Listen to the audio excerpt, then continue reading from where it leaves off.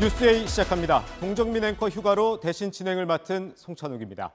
원래 경제가 잘 돌아가서 돈이 풀려야 물가가 오르죠. 그런데 경기는 침체되는데 물가만 오르는 스태그플레이션 공포가 전 세계를 강타하고 있습니다. 80년 만에 가장 큰 경기 둔화를 맞을 수 있다는 우려가 세계은행에서 나왔습니다.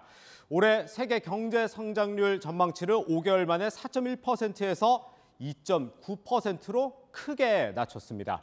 한국 경제도 설비 투자와 민간 소비가 줄면서 여기저기서 경고등이 켜졌습니다.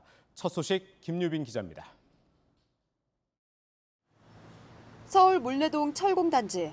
원청업체에 납품하는 부품을 제조하는 전통 제조업 공장 1,300여 개가 모인 곳입니다. 그런데 최근 일감 부족이 심각합니다. 원자재값 폭등으로 일감 수주가 크게 줄어든 겁니다. 이미 발주받은 일을 해도 오른 재료값 때문에 남는 게 별로 없습니다. 마지막 최하위 부분인 물레동 사람들도 뭔가가 돈이 되어야 일을 하는데 돈이 안 될 수도 있잖아요. 이미 발주난 일들이라든가 이런 것들. 그렇기 때문에 일을 해도 남지 않는 경향이. 공장 가동을 늘리기 위한 투자는 사치입니다. 일을 해도 많이 안 남고 일도 없는데 설비 투자를 할 수 있겠냐고요. 결과적으로는 어디선가는 물꼬를 터줘야 되는 거지.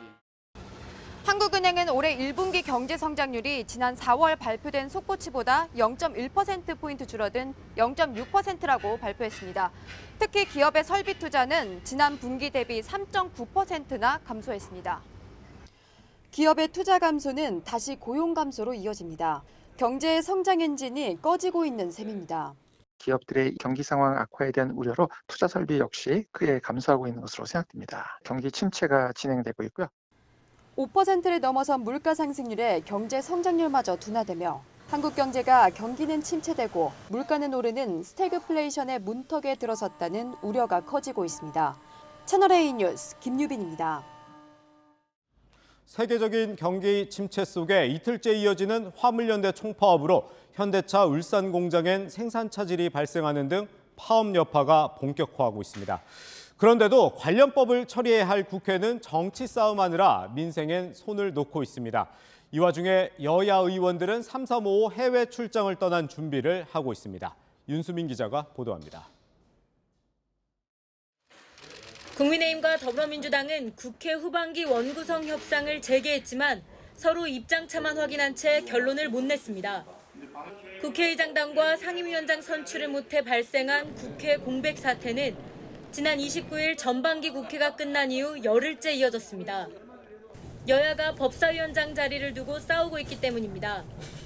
당장 어떤 합의점을 찾기는 어려웠지만 그래도 머지않은 시간 내에 의견 절충을 해야만 된다. 의장단부터 선출하도록 하는 것이 어떻겠느냐라고 하는 민주당의 입장을 한 번 더 말씀드렸습니다. 화물연대가 안전운임제 연장을 요구하며 총파업에 돌입했지만 정작 법 개정을 논의해야 할 여야는 서로 책임을 떠넘길 뿐입니다. 화물기사들에게 적정 임금을 보장해주는 대신 과속 등을 못하게 하는 안전운임제를 올해 말까지만 적용하기로 한 상태인데 이후 대책이 논의조차 되지 못하고 있는 겁니다. 입법을 통해서 해결해야 될 일입니다만 입법 문제를 해결하자고 해도 원 구성이 조속한 시일 내에 타결되어야만 정상적인 입법 프로세스가 진행될 수 있는 것이기 때문에 공대외 위기 속에 각종 민생 현안은 국회에 쌓여가고 있습니다. 민주당은 하루빨리 국회 정상화에 나설 것을 촉구합니다.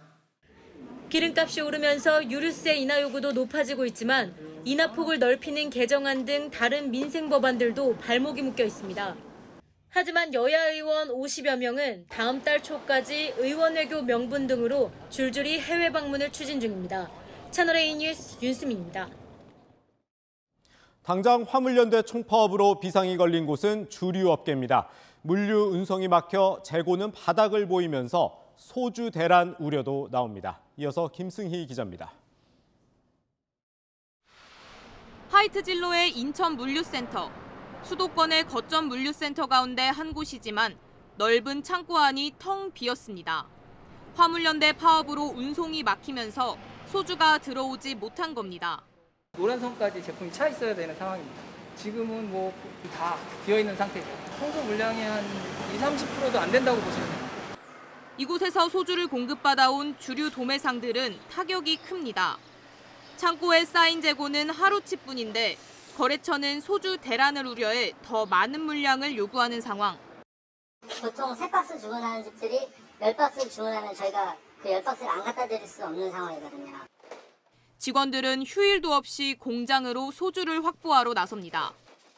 매일같이 이제 2천을 들어가야 되는 상황이에요. 톨비니 기름값 이런 것도 저희가 다 부담해야 되는 상황이니까. 공장까지 갈 여력이 없는 도매상에는 항의 전화가 빗발칩니다. 왜 술을 못 파냐고 우리한테 항의해요. 달라고 난리 치는 거예요. 5개 달라고 그러면 하나뿐이 못 주잖아요. 그럼 난리 버거지죠. 소주 공급이 평소의 20분의 1로 줄어든 편의점도 비상이 걸렸습니다. 하루에 한 박스 이상 팔리는데 물건을 확보 못하면 이제 물건이 없게 되는 거죠. 심히 걱정스럽죠. 오늘 하이트진로 이천 공장에서는 비노조 차량의 운송을 막은 조합원 15명이 체포됐습니다. 파업 이틀간 전국에서 체포된 노조원은 23명으로 늘었고 2명은 구속영장이 신청됐습니다. 채널A 뉴스 김승희입니다. 네, 길게 줄을 선 여의도 국회 수소충전소의 모습입니다. 수소 공급 차량 운행 중단으로 영업을 중단하는 충전소가 속출하면서 당장 차가 멈추게 생긴 수소 차량 이용자들이 파업에 영향이 없는 국회에 몰려든 겁니다. 우형기 기자가 취재했습니다. 서울 강동구에 있는 수소 충전소. 평소 같으면 수십 대의 수소 전기 차량이 드나들었을 오전 시간이지만 입구가 막힌 채 텅 비었습니다. 충전소 현황을 보여주는 스마트폰 앱에는 영업 중단 공지가 올라왔습니다. 오늘 아침에 와서 말씀드린 게 있어요. 그런 상하문이나 성납을 이용하시라고 말씀드리고. 국내 운행 중인 수소 차량은 약 2만 3천 대, 충전소는 113곳이 운영되고 있습니다. 하지만 화물연대 파업 이틀째에 이미 15곳이 영업을 중단했습니다. 울산과 전남 여수 등 산업단지에서 생산된 수소가스는 저장 용기를 장착한 트레일러를 통해 전국 충전소에 공급됩니다. 하지만 화물연대 파업으로 운송 차질이 생긴 겁니다. 운전자들은 수소가 남아있는 충전소에 몰리고 있습니다. 타 충전소에서 수소 공급을 못 받으니까 그 여파가 저희한테 조금 오고 있는 것 같습니다. 6월 5일 날 충전을 미리 해놨는데 조금 걱정이 돼서 좀 사용 안 하고 대중교통을 이용하고 있습니다. 내일부터는 서울 일부 시내버스 노선에 수소버스 운행도 중단됩니다. 화물연대가 무기한 총파업을 선언하고 있어서 수소 공급 차질도 불가피할 전망입니다. 채널A 뉴스 우현기입니다. 문재인 정부 법무부 장관들은 검찰총장 권한을 줄이는 대신 장관의 권한을 늘려왔다는 지적을 받아왔습니다. 추미애 장관 시절엔 특별수사팀을 만들 때 장관 승인까지 받으라는 규정도 생겼습니다. 한동훈 장관이 이런 조치들을 대거 손질하는 추미애 흔적 지우기 작업에 들어갔습니다. 박건영 기자가 보도합니다. 조국 전 법무부 장관의 후임으로 취임한 추미애 전 장관. 조직 문화와 기존 관행까지 뿌리부터 바꿔내는 개혁의 마중물이 되어야 할 것입니다. 취임 일주일 뒤 내린 첫 번째 업무 지시는 특별수사팀처럼 검찰 직제에 없는 수사 조직을 만들 때 반드시 장관 승인을 받으라는 거였습니다. 윤석열 당시 검찰총장이 문재인 정부의 권력형 비리 관련 특별수사팀을 꾸릴 수 있다는 관측이 제기됐던 상황. 정권 수사의 우회로를 차단하려는 것 아니냐는 비판이 제기됐습니다. 특별수사팀은 국정원 댓글 사건, 가습기 살균제 사건처럼 국민 이목이 집중된 사건을 수사할 때 만드는 임시 조직입니다. 그런데 법무부는 추 전 장관의 지시를 반영한 검찰청 사무기구 규정의 관련 조항을 폐지하는 방안을 추진하고 있습니다. 검찰 수사팀 구성까지 관여할 경우 검찰의 독립성을 해친다는 한동훈 장관의 소신이 반영됐다는 분석이 나옵니다. 장관의 수사지휘권 행사를 절제하여 검찰의 정치적 중립성과 공정성을 높이고 검찰청 형사부 가운데 일부 부서만 직접 수사를 허용하고 이마저도 검찰총장의 승인을 받게 한 수사 개시 제한 규정도 폐지 수순에 들어갔습니다. 추미애 전 장관 시절 만들어진 이 규정은 검찰의 인지수사 역량을 대폭 축소시켰다는 지적을 받아왔습니다. 채널A 뉴스 박건영입니다. 정부 요직을 검찰 출신이 독점한다는 비판을 윤석열 대통령이 직접 반박했습니다. 미국 사례를 들면서 법치주의를 강조했는데 민주당은 검찰 국가를 스스로 인증하고 있다고 비판했습니다. 노은지 기자 보도 보시고 아는 기자와 더 짚어보겠습니다. 윤석열 대통령이 작심한 듯 검찰 편중 인사 비판을 과거 정부 사례로 반박하고 나섰습니다. 과거에 민변 출신들이 아주 도배를 하지 않았습니까? 문재인 정부에서 진보 성향 변호사 단체인 민변 출신이 대거 임명되지 않았냐는 겁니다. 미국을 예로 들며 법치국가에서는 당연한 일이라고도 강조했습니다. 특히 미국 같은 나라 보면은 그런 거버먼트 어토니 경험을 가진 사람들이 정관계에 아주 폭넓게 진출하고 있습니다. 그게 법치국가 아니겠습니까? 또 금융감독원장과 공정거래위원장은 법조인이 맡아야 한다는 생각을 늘 해왔다고 말했습니다. 적법 절차와 법적 기준을 가지고 예측 가능하게 일을 해야 되는 데이기 때문에 법 집행을 다룬 사람들이 가서 역량을 발휘하기에 아주 적절한 자리라고 저는 늘 생각을 해왔습니다. 공정거래위원장에 유력 검토되던 강수진 고려대 법학전문대학원 교수는 후보에서 제외됐는데 윤 대통령은 검찰 편중 우려를 의식한 건 아니라고 선을 그었습니다. 위원장 자리에는 판검사 출신을 임명하기로 하고 인선이 진행 중인 걸로 전해집니다. 더불어민주당은 비판을 쏟아냈습니다. 국민들의 우려가 현실로 확인되고 있는 것이죠. 검찰 국가 되는 거 아니냐라고 염려했던 것이 대통령께서 스스로 입증하고 계신 겁니다. 또 민변은 권력기관이 아닌 사회단체라며 전 정부가 그랬으니 나도 한다는 건 1차원적 생각이라고 비판했습니다. 채널A 뉴스 노은지입니다.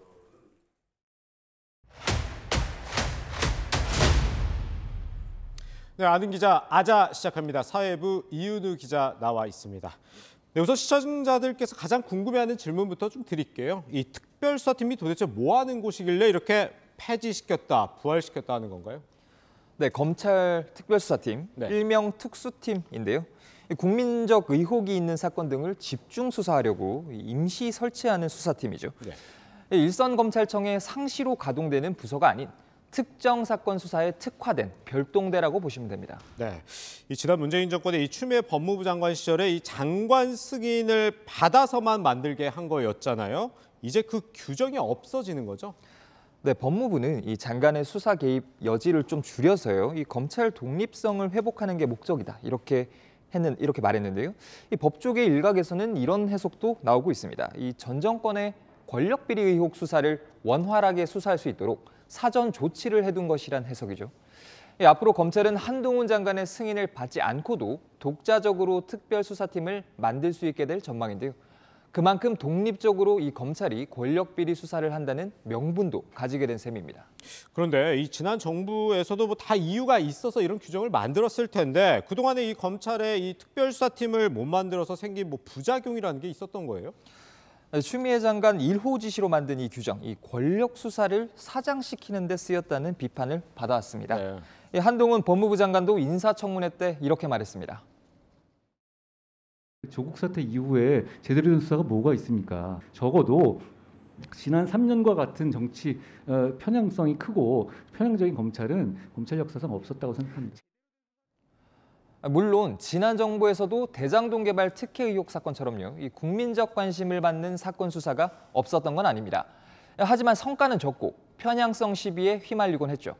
정말 그런지 제가 수도권 검찰청에 근무하는 차장검사에게 물어봤습니다. 그랬더니 권력 수사를 하던 기존 검사들을 좌천 보내고 친정권 성향의 검사를 그 자리에 앉히는 인사가 반복돼서 수사를 제대로 할 수 없었던 구조라고 평가했습니다. 임시 조직인 특별수사팀은요, 이처럼 검찰 인사권을 활용한 이 정치 권력의 영향력에서 상대적으로 자유롭다는 게 강점입니다. 네, 또 한 가지 이 검사 파견의 이 법무부 개입도 차단한다는데 이것도 뭐 비슷한 맥락이다 이렇게 이해하면 될까요?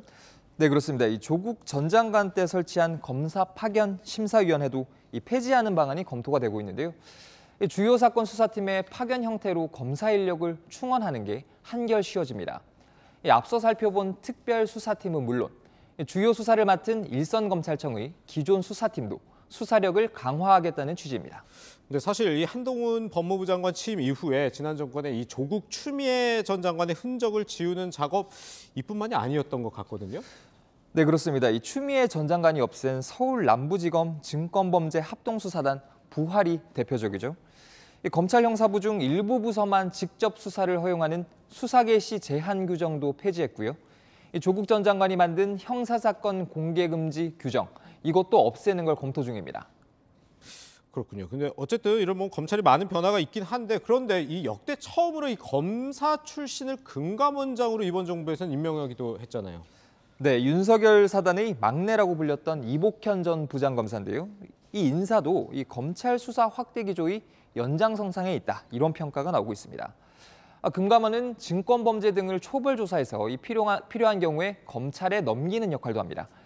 전 정권에서 라임, 옵티머스 펀드 관련 사건이 터졌지만 대규모 경제범죄 사건들이 터졌지만 제대로 규명되지 못한 점 등을 고려한 것으로 보입니다. 네. 이런 처음 보는 모습 때문에 그런지 저희 시청자께서도 질문을 하시는 게 이 주요 요직에 이런 검찰 출신들이 앉히는 것은 이거 새로운 변화라고 볼 수 있냐 이렇게 물어보거든요. 네, 뭐 대통령실 외에도요, 뭐 금감원, 국가정보원 등 이런 권력 요직이 검찰 출신으로 채워지는 것에 대한 비판이 이어지고 있습니다. 이 여권은 비정상의 정상화라고 설명하고 있긴 합니다. 하지만 현 정권, 그러니까 이 살아있는 권력 수사에 눈을 감아버린다면 이번 조치가 되레 큰 역풍을 몰고 올 가능성도 있는 만큼 앞으로 행보를 좀 지켜봐야 하겠습니다. 네, 알겠습니다. 아는 기자 이은우 기자였습니다. 국민의힘 이준석 대표와 정진석 의원 사이에 설전이 거칠어지고 있습니다.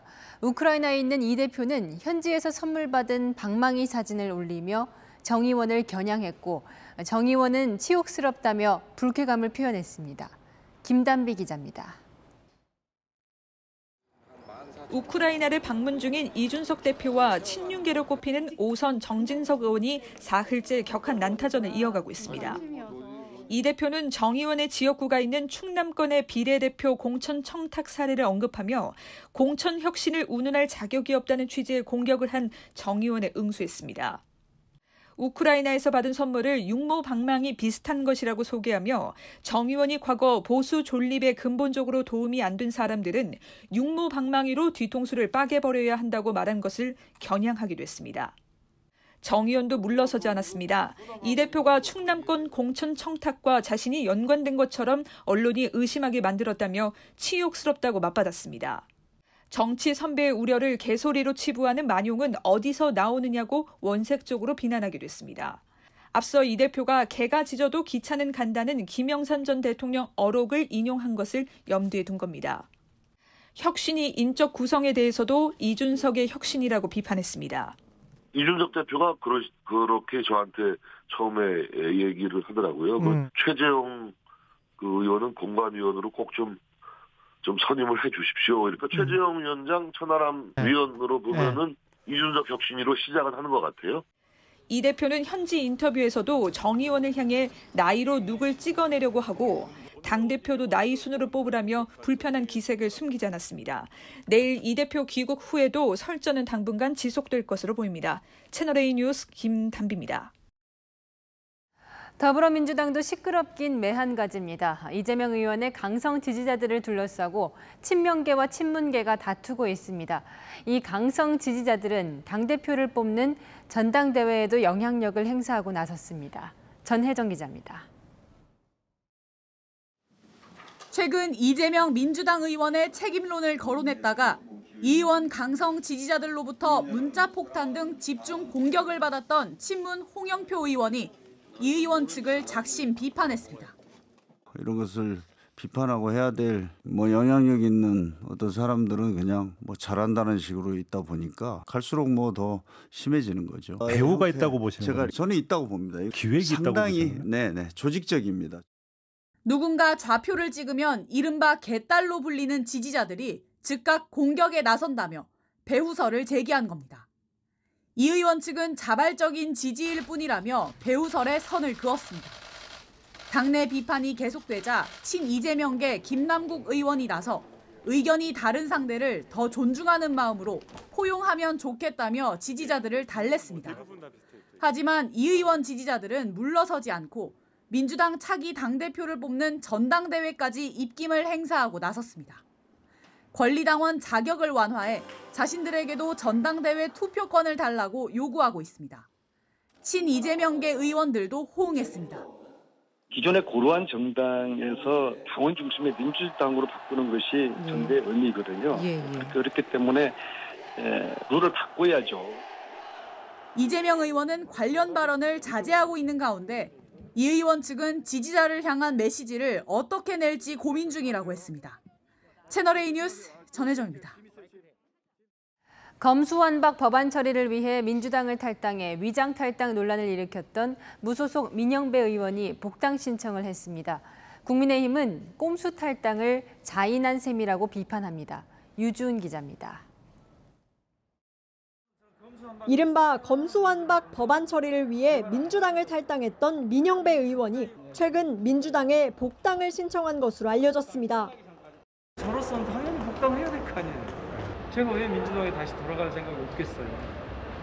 저는 완벽하게 민주당 정체성을 그런 사람입니다. 지난 4월 20일 검수완박 법안 처리 강행을 위해 민주당을 탈당한 지 2달도 안 돼 복당을 신청한 겁니다. 민 의원은 이틀 전만 해도 위장 탈당이 아니라고 주장하며 당에서 먼저 요청해야 복당 신청을 하겠다고 했습니다. 민주당 당원 당규상에는 탈당 후 1년 이내 복당이 불가능합니다. 하지만 민주당 관계자는 중앙당 심사를 통과하면 기간에 상관없이 복당할 수 있는 예외 규정도 있다고 말했습니다. 저도 간접적으로 복당 신청이 있었다는 것을 이제 알게 되었고요. 탈당 이후에 이제 제기된 여러 가지 논란이 있었기 때문에 그 부분까지 이제 고려해서 향후 비대위가 한번 논의를 해야 되지 않을까. 국민의힘은 꼼수 탈당을 지적하며 검수완박 법안의 절차적 정당성이 파괴됐다고 공격했습니다. 국민의힘 김용태 최고위원은 희대의 꼼수 탈당으로 국회를 희화화시킨 민 의원을 복당시킬 것이라면 민주당은 문을 닫으라고 비판했습니다. 채널A 뉴스 유주은입니다. 윤석열 대통령이 오늘부터 사흘 안에 김창기 국세청장 후보자에 대한 인사청문회와 보고서 채택을 끝내달라고 국회에 요청했습니다. 김 후보자는 결국 청문회 없이 임명될 걸로 보입니다. 이 소식은 정한희 기자가 전합니다. 윤석열 대통령이 김창기 국세청장 후보자 임명 강행 수순에 들어갔습니다. 인사청문 기한이 지나도록 청문회가 열리지 않자 윤 대통령은 오늘 10일까지로 시한을 정해 인사청문 경과 보고서 재송부를 국회에 요청했습니다. 금요일까지 청문회가 열리지 않으면 청문회 없이 국세청장을 임명할 수 있는 겁니다. 국회법에 따라 청문회는 임명 동의안이 제출된 날로부터 20일 이내에 인사청문을 마쳐야 하는데 김 후보자 임명 동의안은 지난달 16일 국회에 제출돼 지난 4일 기한이 완료됐습니다. 여야가 후반기 법사위원장을 누가 가져가느냐를 두고 평행선을 달리면서 열흘째 국회 공백 사태가 이어진 탓입니다. 여야는 내 탓 공방을 벌이고 있습니다. 충분히 기재위에서 인사청문회할 시간적 여유가 있었음에도 불구하고 야당이 거부를 했습니다. 우리 국회 잘못으로 하지를 못했기 때문에 그 책임을 행정부에 넘길 수가 없다. 정부와 여당은 국민 검증 과정인 인사청문회조차 패싱하려는 것입니까? 대통령실 관계자는 인사청문회를 충분히 할 수 있었고 대통령실에서 요청도 했지만 안 했다며 물리적으로 토요일 임명이 가능한데 그날 바로 할지는 상황을 지켜보겠다고 말했습니다. 다만 18일로 청문 기한이 끝나는 박순애 교육부 장관 후보자와 김승겸 합참 의장 후보자, 19일에 끝나는 김승희 보건복지부 장관 후보자는 국회 협상 상황을 본 뒤 결정할 방침입니다. 채널A 뉴스 정한입니다.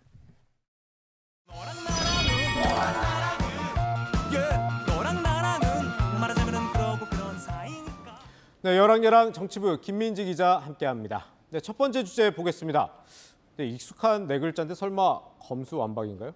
아니요, 이번에는 검월완박입니다. 예. 최강욱 민주당 의원이 검사의 월급, 정확히 말해서 검사의 월급 규정을 없애는 취지의 법안을 준비 중입니다. 근데 뭐 검사도 공무원인데 이 월급이 일반 공무원과 달랐나 봐요? 그 규정이 좀 다른데요. 보통 공무원의 보수는 국가공무원법에 따라서 결정이 되지만 검사는 검사의 보수에 관한 법률로 따로 정하고 있거든요. 이게 형평성에 어긋나니까 일반 공무원과 맞추자는 취지입니다. 올해 기준에 기본급으로 따졌을 때 초임 검사의 경우 약 370만 원 가량을 받는데요. 초임 법관과 비슷한 수준입니다. 하지만 일반직 공무원과 비교했을 때 행정고시에 합격한 초임 공무원은 약 260만 원 정도를 받습니다. 100만 원 정도가 차이가 나는 거죠.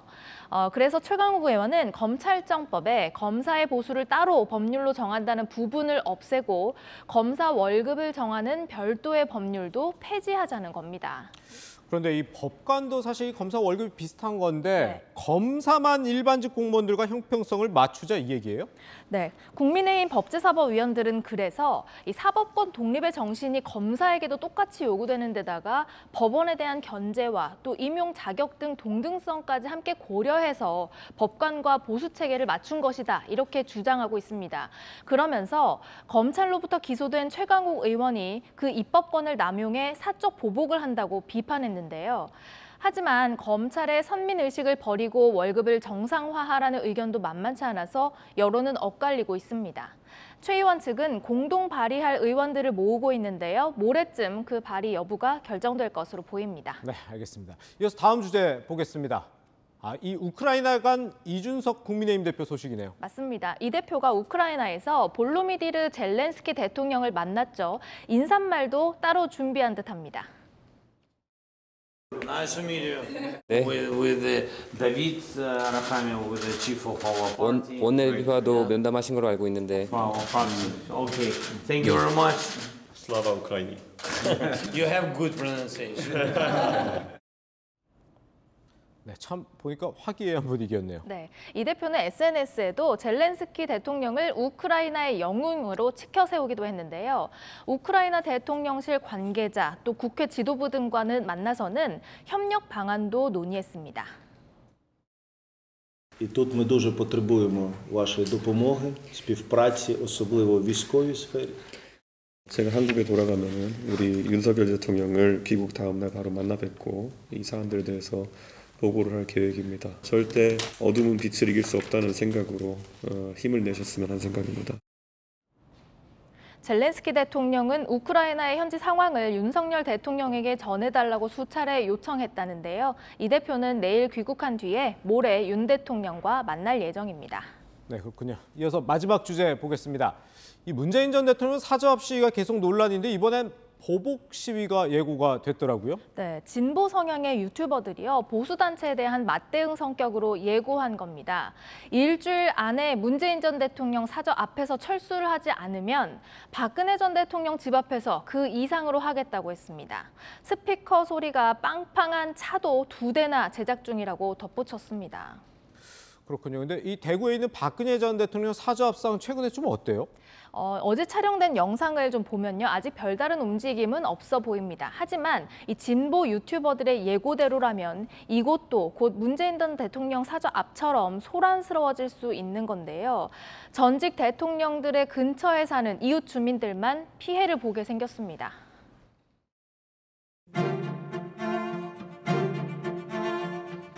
동일도 너무 심해갖고 그래 이제 욕설 좀 하지 말라고 이렇게 우리가 항의 집회를 하고 그랬는데 이렇게까지 시끄러울 줄 몰랐어요. 멘탈에 상처가 올 정도로 심각할 줄은 몰랐어요. 젊은 사람이라고는 없는 동네인데 이런 데 익숙치를 않으니까요. 단련하는데 우리들은 잠을 못 잡니다. 네, 뭐 어쨌든 피해를 주민들도 보고 있다 보니까 이 뭐 법과 원칙을 간주한 이 윤석열 대통령 발언에 대해서 좀 비판하는 목소리도 있는 것 같더라고요. 맞습니다. 금태섭 전 의원은 과격한 시위가 사회 통합에 도움이 되지 않는다 정도로 답을 했으면 좀 어땠겠느냐 이렇게 아쉬움을 표했고요. 진중권 전 교수도 불법만 아니면 다 윤리적인 거냐라고 지적했는데요. 내 편과 네 편으로 갈려서 시위가 시위를 부르는 상황. 표현의 자유도 참 중요하지만 주민들은 무슨 죄입니까? 참 어려운 문제인 것 같습니다. 지금까지 여랑야랑이었습니다.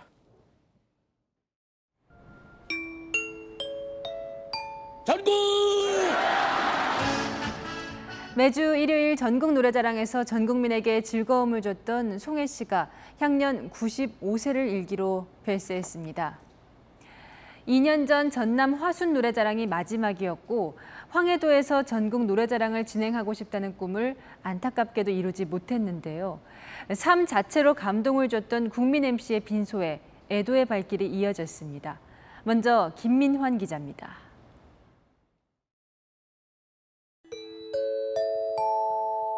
전국!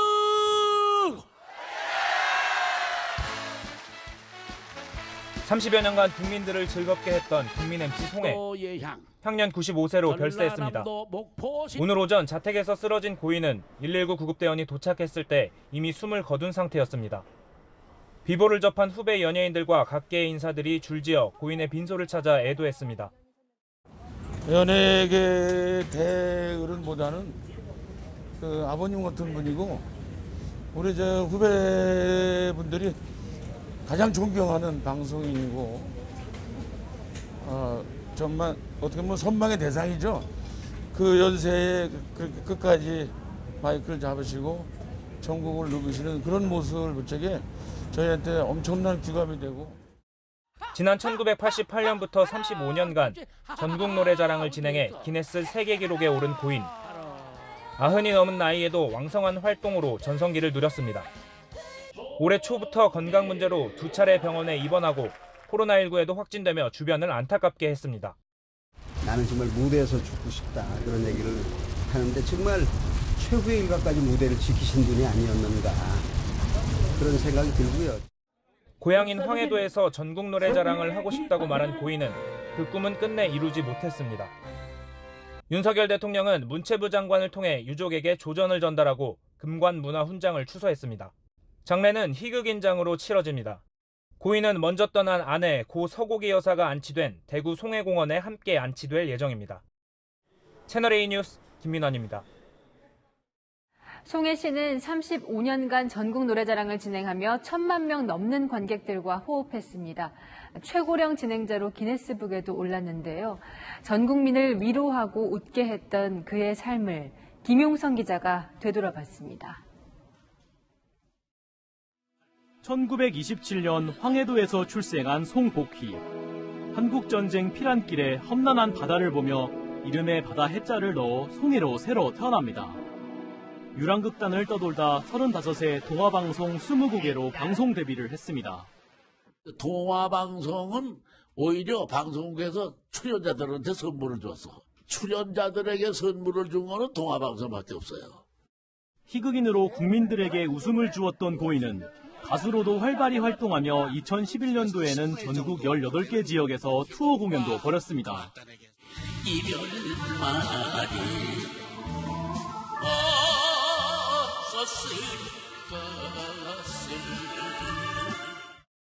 저물 나이인 61살.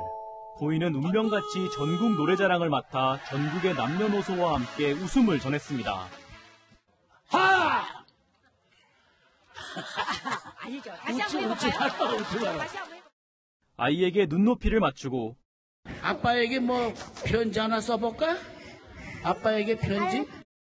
당황하지 않고 관록을 보였습니다. 괜찮아. 남이랑 아는 게라. 90을 넘어서까지 마이크를 잡은 고인은 최고령 진행자로 기네스북에 등재되기도 했습니다. 세계적으로 그 나이까지 그렇게 왕성하게 하는 사람이 있을 수가 없는데 특이한 정도가 아니고 아주 독보적이었죠, 세계적으로. 하지만 웃음 뒤에는 가족을 잃은 슬픔이 있었습니다. 1986년에 교통사고로 외아들을 잃었고 2018년에는 65년을 함께해온 배우자와 사별했습니다. 저는 늘 그랬어요. 그저 부부가 만났다가 꼭 같이 갈 수는 없으니까 따로 갈 때는 바깥에서 먼저 가야 된다, 이게 나는. 바깥 양반이 먼저 가셔야지. 안에서 먼저 가고 나면 그 다음날 보는 그 다음날부터 초라해지는 것 같아, 기분에. 모든 이에게 행복을 전했던 송해. 국민들은 그에게 애도의 마음을 전하고 있습니다. 채널A 뉴스 김용성입니다. 2,500억 원대 환매 중단 사태가 발생했던 디스커버리 자산운용사의 장하원 대표가 오늘 구속영장 심사를 받았습니다. 장하성 전 주중대사의 동생이죠. 경찰이 수사에 착수한 지 11개월 만입니다. 김지윤 기자입니다. 디스커버리 자산운용의 장하원 대표가 법원으로 들어옵니다. 구속영장 심사를 받기 위해 출석한 겁니다. 취재진의 질문에는 입을 굳게 다물었습니다. 부실펀드 투자율 인정하십니까? 투자가 돌려받기 인정하십니까? 디스커버리 펀드는 지난 2017년부터 시중은행과 증권사를 통해 판매되다 2019년 4월 환매가 중단됐습니다. 장 대표는 2,500억 원대에 이르는 대규모 환매 중단 사태로 피해자에게 손해를 끼친 혐의를 받고 있습니다. 디스커버리 펀드 사기 피해 대책위원회는 책임자를 처벌하라고 목소리를 높였습니다. 디스커버리 사기 판매의 핵심 장하원을 구속을 결정하라. 경찰은 장 씨가 펀드의 부실 가능성을 알고도 판매를 강행한 걸로 의심하고 있습니다. 또 신규 투자자의 투자금으로 기존 투자자에게 수익금을 지불하는 이른바 폰지 사기 수법을 쓴 걸로 보고 있습니다. 장 대표는 문재인 정부에서 경제정책을 주도했던 장하성 주중대사의 동생이기도 합니다. 장 대사와 김상조 전 청와대 정책실장은 청와대 근무 중 디스커버리 펀드에 투자한 사실이 드러나 논란이 일기도 했습니다. 경찰은 추후 정부 관계자 등 윗선 개입 여부도 추가로 조사할 예정입니다. 채널A 뉴스 김지윤입니다. 공무원 시험 인기가 예전만 못합니다. 올해 7급 공무원 경쟁률이 43년 만에 가장 낮았습니다. 영원히 식을 것 같지 않던 공무원 직업 선호도가 왜 떨어지고 있는지 이혜주 기자가 알아봤습니다. 공무원 시험의 성지로 불리는 서울 노량진 컵밥거리. 5년 전만 해도 공시생들로 발디딜 틈이 없었는데 지금은 발길이 뚝 끊겼습니다. 23개 점포 중 문 연 곳은 9곳 뿐입니다. 아침 10시부터 12시까지 한 200명 정도 온다고 봐요. 그러니까 2년 전만 하더라도 컴플렉트 때는 2년 전만 하더라도 한 400, 500 정도 왔는데 그때는 바빠 둘이서 장사를 해서 와이프랑 같이. 학원이 있던 곳은 흔적만 남은 채 텅 비어 있고 10년간 자리를 지킨 스터디 카페는 2달 전 문을 닫았습니다. 참고서나 문제집을 제본하던 인쇄소는 추억의 장소가 됐습니다. 옛날에는 9급 공무원, 7급 공무원 많이 좋았었는데요. 거기 싹 없어졌어요. 컴퓨터가 돌아가질 않잖아요. 일상회복 분위기에도 노량진 상권이 살아나지 않는 건 공시생이 줄었기 때문입니다. 올해 7급 국가공무원 시험 경쟁률은 42.7대 1. 2013년 경쟁률의 반토막이 났고 계속 줄어 43년 만에 가장 낮았습니다. 9급 시험 경쟁률도 22.5대 1에 그쳤습니다. 상대적으로 적은 임금, 경직된 조직 문화, 안정보다는 변화를 선호하는 MZ세대 특징 등이 영향을 미쳤습니다. 인사혁신처에 따르면 올해 일반직 9급 공무원의 월급은 168만 6,500원. 각종 수당을 포함해도 실수령액은 월 200만 원 안팎입니다. 길게 보면 좋을 수도 있긴 할 텐데 길게 너무 적게 버니까 그 젊었을 때 버는 돈이 너무 적으니까. 평생 하나의 직장을 다닌다는 생각은 크게 없는 것 같아요. 평생 직장, 안정적인 미래로 철밥통으로 불렸던 공직사회에도 변화가 불가피해졌습니다. 채널A 뉴스 이혜주입니다. 대구에서 중앙선을 넘은 승용차가 차량 석 대를 들이받아 7명이 다쳤습니다. 아침에 벌어진 사고였는데 운전자는 음주 상태였습니다. 조현진 기자가 보도합니다. 대구의 왕복 10차선 도로. 좌회전 신호를 기다리던 차들이 1차로에 줄지어 서 있습니다. 갑자기 중앙선을 넘어 한참을 달려온 차가 속도를 줄이지 않고 맨 앞차를 그대로 들이받습니다. 앞차량이 밀리면서 뒷차량들까지 연이어 부딪히고 등교 중이던 초등학생들은 깜짝 놀라 눈을 떼지 못합니다. 대구 수성구의 왕복 10차선 도로에서 사고가 난 건 아침 8시 14분쯤. 사고 차량은 바로 앞 사거리에서 크게 우회전을 한 뒤 중앙선을 넘어 반대편 차량들을 덮쳤습니다. 차량 넉 대가 부서졌고 운전자 등 7명이 다쳐 병원으로 옮겨졌습니다. 당시 출근과 등교 시간대여서 사람들이 많았는데 바로 앞 횡단보도가 보행 신호였다면 더 큰 피해로 이어질 뻔했습니다. 초등학교 학생들이 전부 길 건너고 있었으니까 그 상태였다면 정말 끔찍한 사태가 아마 벌어졌을 겁니다. 경찰 조사 결과 30대 가해 차량 운전자는 면허 정지 수준의 음주 상태였습니다. 가해 차량 상대로 왜 중앙선을 넘게 됐는지, 술은 얼마나 어디서 어떻게 먹었는지 구체적으로 좀 조사를 해가지고 가해자는 법에 따라서 처벌하려고 합니다. 경찰은 남성을 음주운전 등 혐의로 입건하고 정확한 사고 원인을 조사할 방침입니다. 채널A 뉴스 조현진입니다. 치매에 걸린 80대 노인이 야산에서 실종됐다가 다음 날 가족 품으로 돌아왔습니다. 5년차 베테랑 구조견이 노인을 찾아냈는데 광주 아파트 붕괴 현장에서 구조 활동을 한 119 구조견이었습니다. 김호영 기자입니다. 경기 성남에서 80대 치매 노인의 실종 신고가 접수된 건 지난 2일. 밤샘 수색에도 노인을 찾지 못하자 119 구조견 전진이 투입됐습니다. 전진은 인근 야산에서 투입 1시간 만에 탈진한 노인을 찾아냈습니다. 수색 범위도 너무 넓고 인적이 너무 드문 산이라서 조금 애를 먹었는데 그래서 저희 전진이가 냄새를 찾아서 요구주자를 금방 1시간 이내에 찾았던 것 같습니다. 전진이 노인을 빨리 찾을 수 있었던 건 평소 훈련 덕분이었습니다. 119 구조견입니다. 견이 가도 놀라지 마세요. 신호에 맞춰 앞으로 뛰어나가는 전진. 냄새와 소리에 의존해 사람의 흔적을 찾습니다. 잠시 자리에 멈춰 두리번거리더니 금세 쓰러진 사람을 찾고 짖기 시작합니다. 괜찮으십니까? 괜찮으십니까? 구조대원입니다. 전진은 대형 참사 현장에서 활약해온 경력 5년차 베테랑 구조견입니다. 최근에는 광주 아파트 붕괴 참사와 양주 채석장 붕괴 현장에도 투입됐습니다. 배운 거를 금방금방 습득하고 또 현장에서 써먹을 수 있고요. 그런 면에서는 정말 머리 하나는 똑똑한 것 같습니다. 핸들러인 담당 소방관은 전진의 활약이 고마울 뿐입니다. 전진이랑 잠도 같이 자고 그래서 금방 친해져서 지금은 호흡이 너무 잘 맞는 파트너가 된 것 같습니다. 앞으로도 많은 사람들을 전진이랑 같이 구조하고 했으면 좋겠습니다. 채널A 뉴스 김호영입니다. 한우 200여 마리가 대관령 초원으로 올해 첫 외출에 나섰습니다. 겨우내 갇혀 있다가 뛰어나가는 모습이 그야말로 격리 해제됐소입니다. 강경무 기자입니다.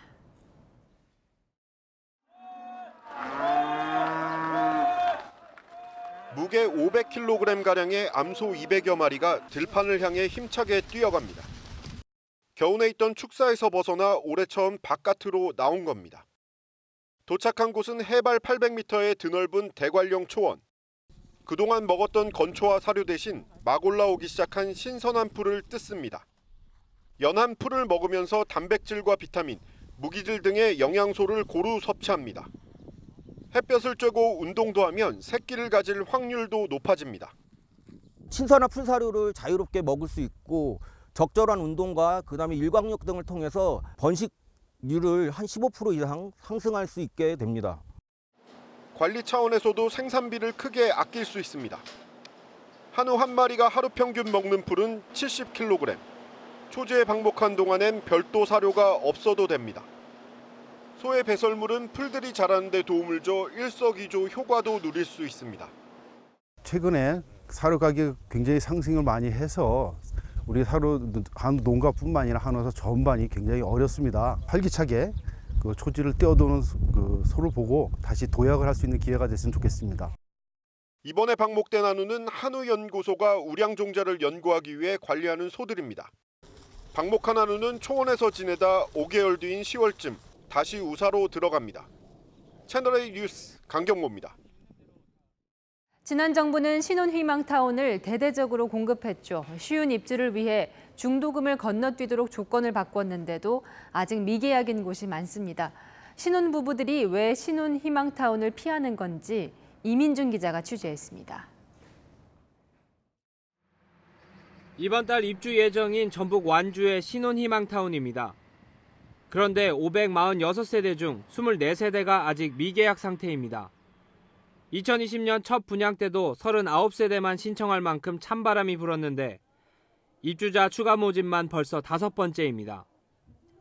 이번엔 아예 중도금을 없애고 계약금과 잔금만 내도록 조건을 바꿨지만 입주자가 나올지는 미지수입니다. 그러니까 여기가 투자로 들어가라고 말씀을 드리기에는 지역이 완주로 되어 있고 이 완주가 전주가 부합하지 않는 이상은 투자 가치로서 그런 것까지는 솔직히 아니에요. 공단 옆 허벌판에 지어져 땅값은 싸지만 주변엔 아무것도 없습니다. 완주 상봉뿐 아니라 전국 각지 신혼희망타운에서 미계약분 추가 모집 공고가 올라오는 상황. 이렇게 인기가 없는 건 입지 문제도 있지만 너무 작은 평수도 한몫합니다. 정말 그 젊은 신혼부부들 수고하는 사람들이 많겠는데요.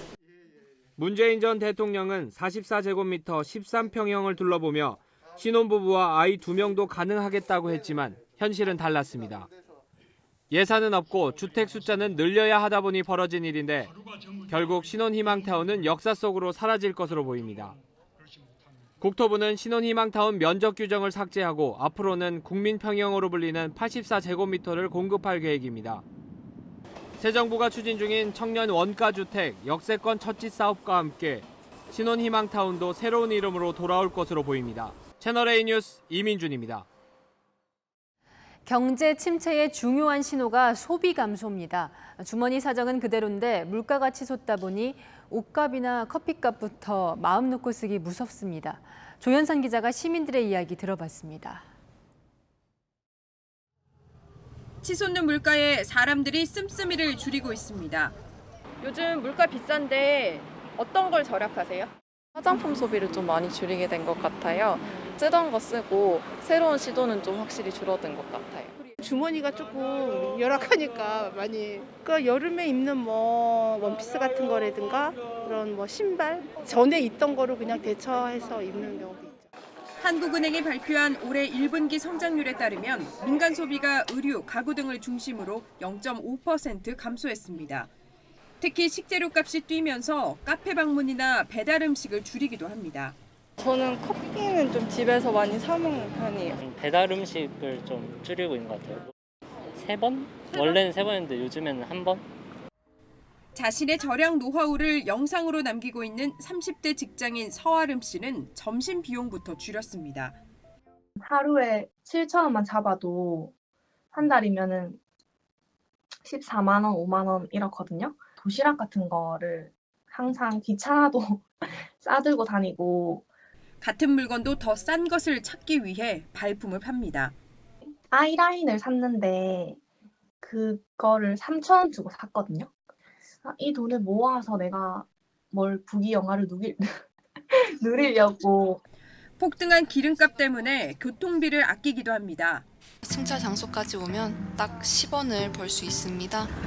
출근은 카풀을 하고 있고요. 저는 옆 동네만 많이 가는데 그 전기 자전거로 가죠. 이제 웬만하면 버스나 지하철은 안 타고. 사람들이 소비를 줄여 고물가 시대를 버티고 있지만 그만큼 경제 활력을 찾기가 어려워질 것이란 우려도 나옵니다. 채널A 뉴스 조현선입니다. 300년 전 20조 원 넘는 보물을 싣고 침몰한 스페인 함선의 모습이 드러났습니다. 스페인이 300년 전 식민지에서 약탈한 보물들이라 소유권을 놓고 쟁탈전이 벌어지고 있습니다. 김재혁 기자입니다.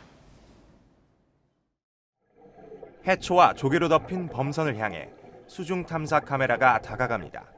진흙 속에 묻힌 금화가 누렇게 조명빛을 반사합니다. 도자기 잔에는 고풍스러운 옛 무늬가 보이고 각종 항아리도 흙에 파묻혀 있습니다. 범선을 정박시키던 거대한 닷과 함께 함포도 자리를 지키고 있습니다. 콜롬비아 카르타헤나 앞바다 해저 900m에서 300년 넘게 잠들어 있던 스페인 범선 산호세오의 모습이 구석구석 드러났습니다. 1708년 스페인 국왕 펠리페 5세 소속이었던 산호세오는 식민지였던 볼리비아와 페루에서 약탈한 금과 은, 에메랄드 등 200톤 넘는 보물을 가득 싣고 항해하던 중 침몰했습니다. 영국 함대와 교전 중에 선원 600명과 함께 침몰했다는 기록만 남았던 산호세오의 정확한 위치는 지난 2015년 확인됐습니다. 이번에 산호세오를 탐색하는 과정에서 침몰한 배 2척도 추가로 발견됐습니다. 산호세오에 숨겨진 보물의 가치는 모두 21조 원을 넘는 것으로 알려졌습니다. 콜롬비아와 스페인, 보물을 약탈당한 볼리비아와 민간 인양업체까지. 범선 소유권을 둘러싼 분쟁은 보물선의 존재가 알려진 1980년대부터 시작됐습니다. 채널A 뉴스 김재혁입니다.